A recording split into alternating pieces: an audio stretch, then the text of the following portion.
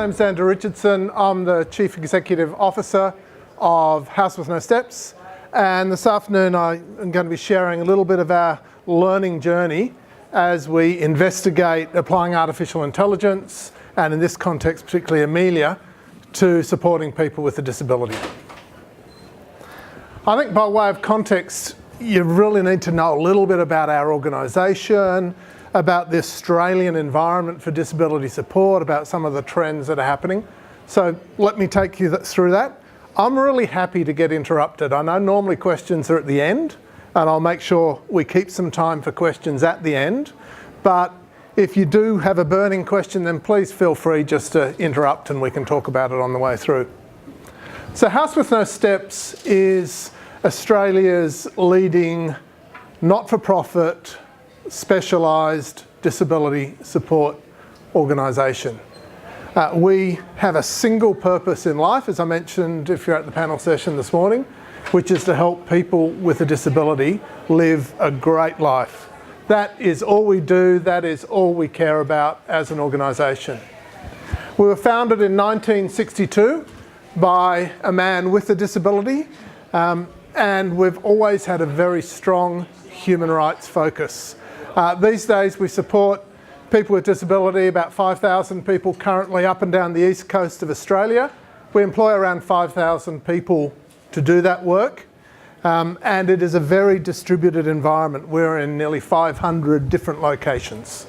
So that's a snapshot about House with No Steps. In 2013, which is quite a long time ago now, isn't it? The Australian government launched the National Disability Insurance Scheme, or the NDIS as it's known, and it is really a groundbreaking social reform that's aimed to take Australia, which is one of the richest countries in the world on a per capita GDP basis, from right near the bottom of the OECD rankings in terms of outcomes for people with a disability, much closer to the top. So a very significant social reform.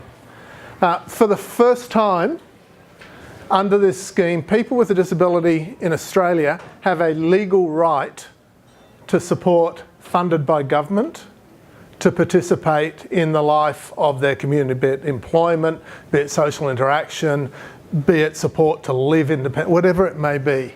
It is a taxpayer-funded scheme, and its annual cost, when fully rolled out, is estimated at $22 billion per annum. So a very big social investment by the Australian government and ultimately by the Australian taxpayer.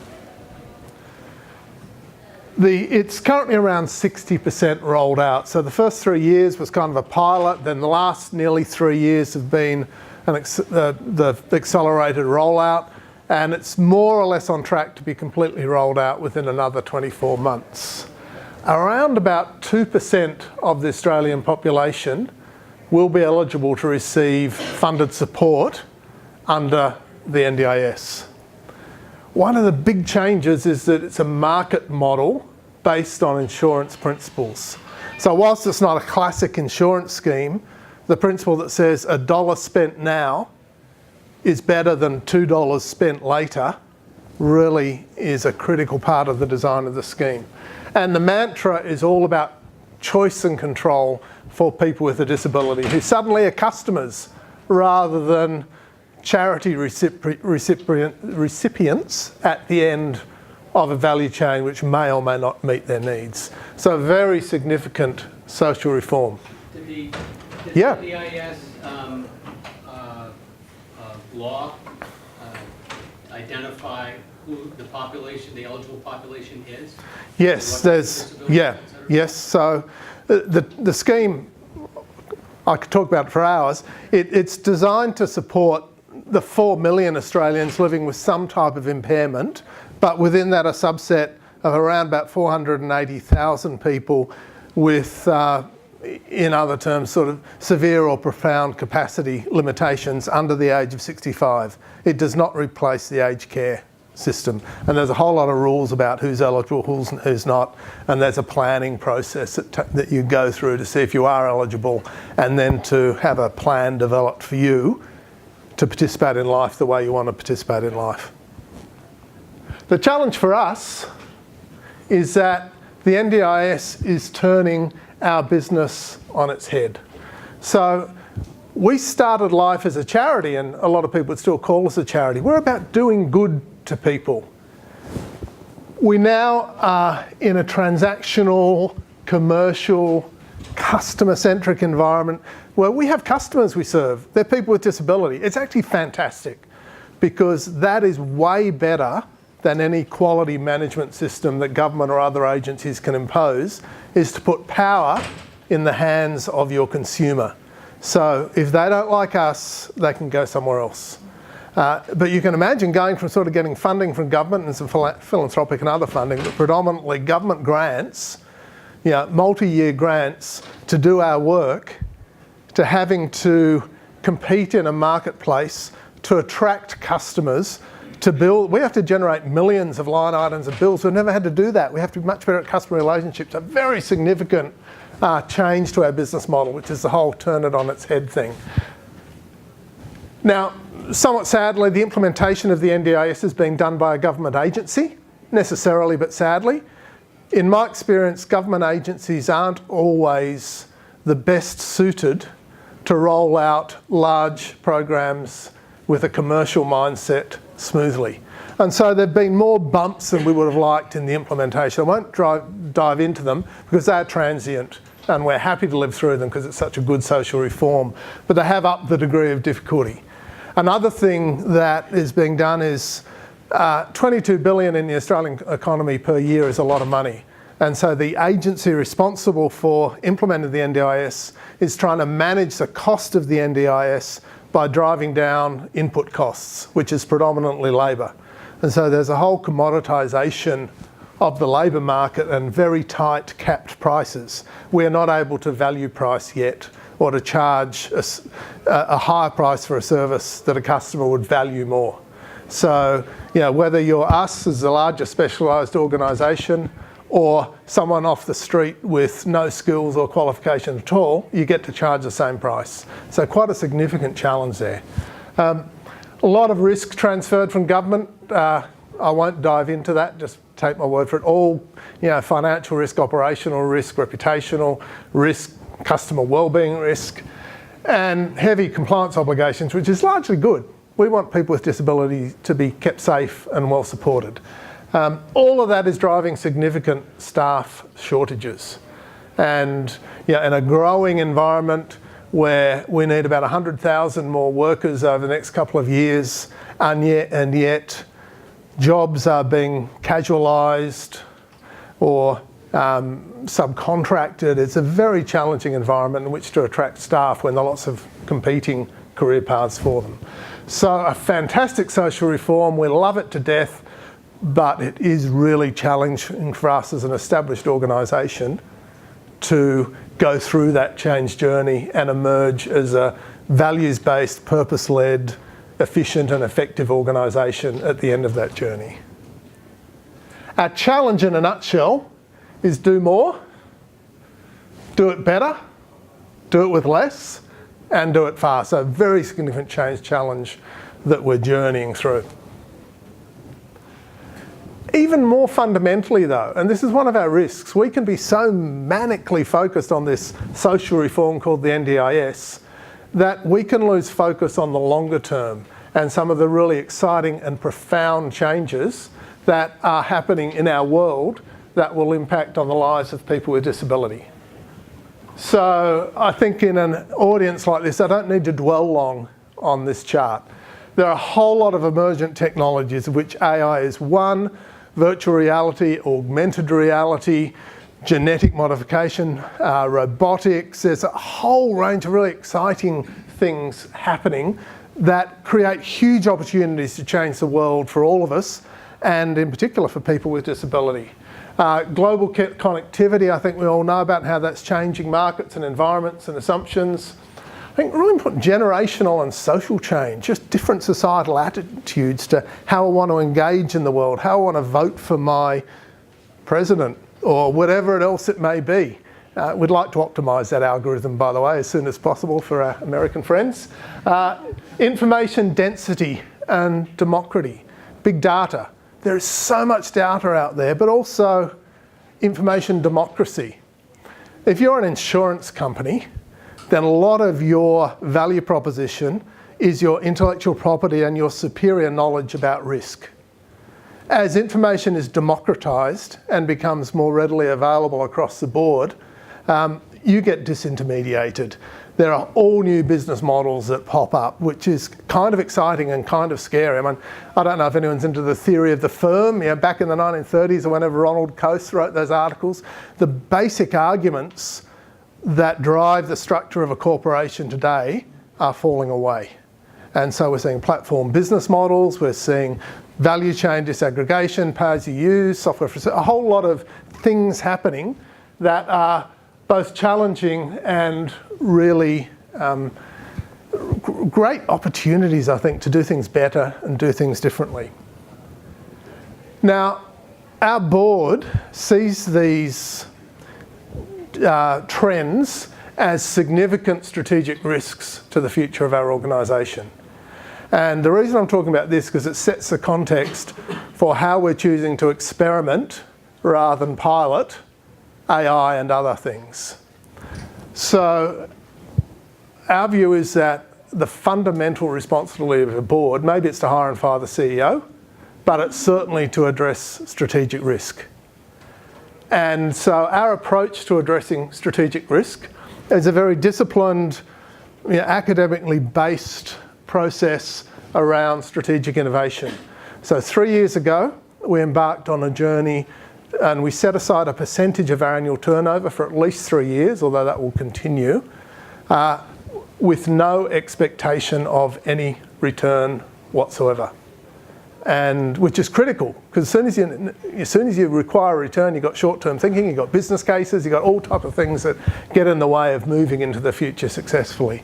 And so our approach is to build and manage and leverage a portfolio of what we call strategic options that help us learn more about the future and can inform our organisational decision making.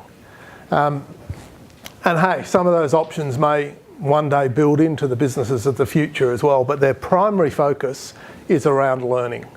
So quite a different approach to addressing and responding to strategic risk, which frees up our strategic innovations team to not worry about having to prove to me that they're going to get a return on the dollar they've spent. So they can go and experiment and try things. And the portfolio of options addresses the 6 key organisational risks that we've assessed to try and get a portfolio theory approach to coverage of risk. So I think it's quite an innovative approach. I think there are a number of insurance companies and other large organisations in the commercial world pursuing this approach. As far as I know, we're the only not-for-profit organisation pursuing this type of disciplined response to strategic risk.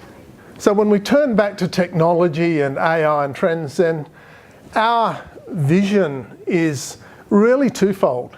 It's that we, House with No Steps, can leverage technology and social change to improve our customers' lives and to ensure the ongoing efficacy and sustainability and efficiency of our organisation.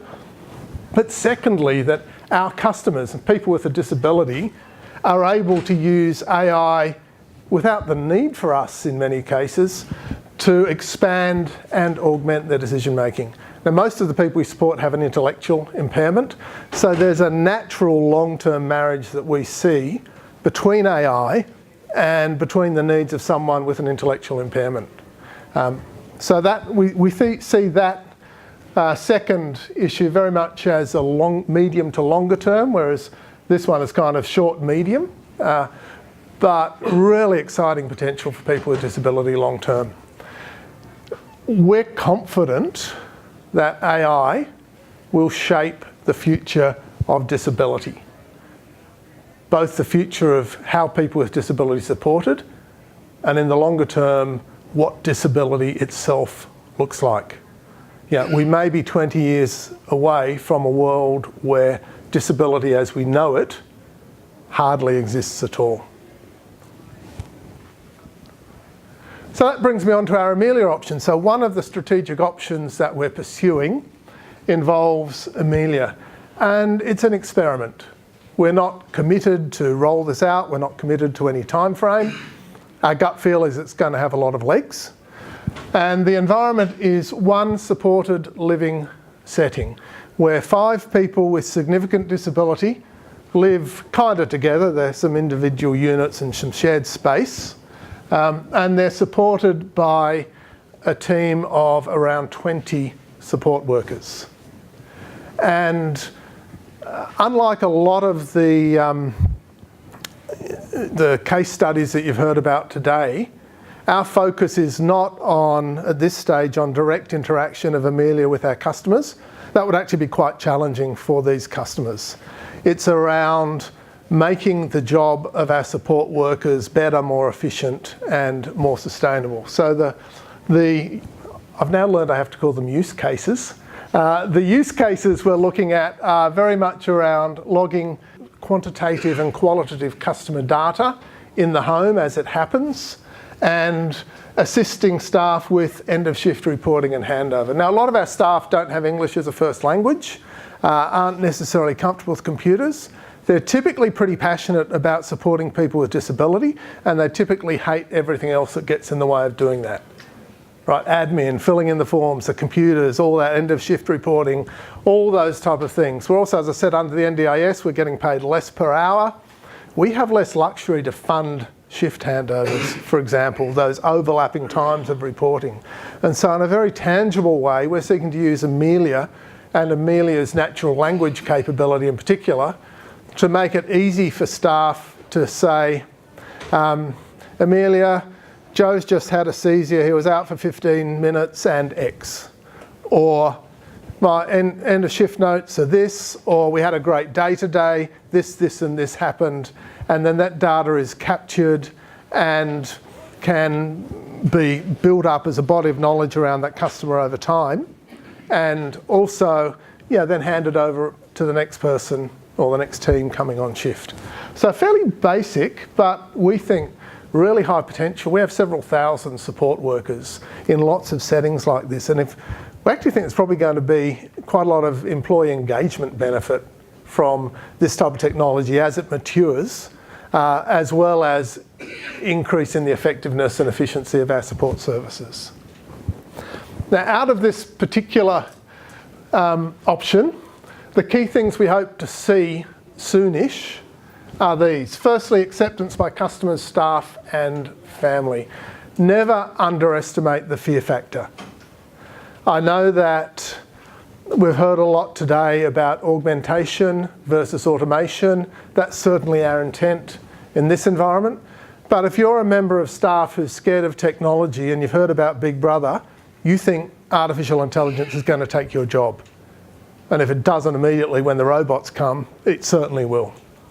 If you're a person with a disability or a family member, you may be really scared that you're going to be dehumanised, that your data is going to be stored in the cloud, that organisations like us might lose control of that data or use it against you in some way. So acceptance for us is a critical step as we roll, as this option goes live. I've covered some of the other things here. The second one is critical, higher quality, more efficient reporting. Our staff don't report everything we'd like them to report. And sometimes it's reported in very variable ways.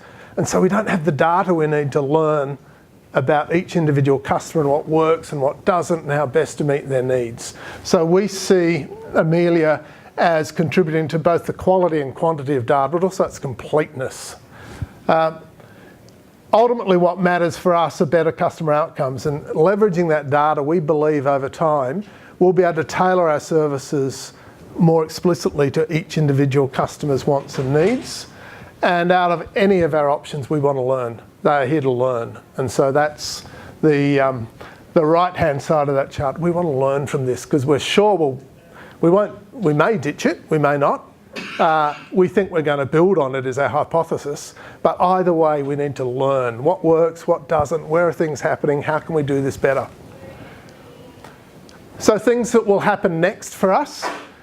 We have a parallel option that's been running for a little longer, which is taking sensor data out of a home. So we've installed quite sophisticated sensors and trying to apply AI technologies to interpret that sensor data. And so it's tracking customer movement, for example. When do behaviours escalate? When is someone really happy? What are the drivers of things? So that then if we can detect patterns and learn, then our hypothesis is that could well be valuable too. And we're thinking, hey, once we've got the Amelia option settled down, should we look at linking those two together? I'm pushing the team on the next one, which is I'd really like to see us develop an option. And normally our options don't come from the CEO saying, please do it, right? So I'm breaking protocol. They come from an analysis of strategic risk. There's so much opportunity to support people with disability better. And so I'm keen for us to test whether Amelia or other AI technology can learn our policies, procedures and forms, probably a discrete little section of them to start. So our staff actually can leverage our policies, because right now we've got thousands of pages of stuff. I defy anybody to know our entire suite of policies. And a bit like the whispering agent analogy, if AI technology can come alongside someone and give them advice on what to do in a particular circumstance, then we want to start learning about how much that's possible. And then clearly one day we'd love to test this more broadly, and ultimately we have to interface with our systems. We've taken a conscious decision not to do that at this stage to keep the pilots nimble. We believe that in the longer term, AI will help us learn about each customer's wants and needs way better than we can. Critically for us, expand our support worker capability and knowledge, reduce supervisory requirements, which is really important when the dollars are being squeezed. We can't afford as many layers of management in 3 years as we have now. We need to broaden spans of control, but we don't want to lose our heart and our connection and the quality of our work or our connection with our customers and their families. So anything that empowers and enables our frontline staff and reduces supervisory requirement is really important. Streamlining systems interactions through people being able to communicate in the language of their choice and not having to worry about computer screens so much. I don't have time. I'd like to talk more about how we see AI helping us build and apply our intellectual property. Ultimately, it's all about improving experiences and outcomes for customers. We see that combination of our intellectual property matched against a deep understanding of each person with a disability we're privileged to support as being a really powerful mix. Wow, that was quick. Emma will be happy that I got there in 22 minutes or something like that. Time for 1 or 2 questions or comments, and then I'm going to do the quick shuffle and hand over to the next speaker. Thank you. You're very welcome. Yeah. It just sounds to me like this got, because of the policy changes, we ended up with a social venture initiative, meaning, you know, a company that's doing good for like a value creation scenario as opposed to philanthropy scenario, but because of a policy. And is that, I mean, I'm just curious, is that this is not related to the AI, but is that a trend that you feel one would see again and again, or is I guess I'm looking at the implication of what a lot of business can be built on the back of transforming to create a socially, you know, economically viable company that's socially... Yeah, look, and again, I touched on, I didn't talk about, you know, we see new platform business models, for purpose, or profit for purpose type models coming out. For us, one of the big challenges through all this is not to lose our heart, not to lose our values, not to lose our singular purpose as we inevitably transition to more commercial and transactional arrangements. But we love this because it's all about a better deal for people with disability. And as an organisation, that's why we exist. So that's something we're really having to proactively manage. Oh, there goes my timer. So that is the last question. Thank you all. I hope you found that interesting.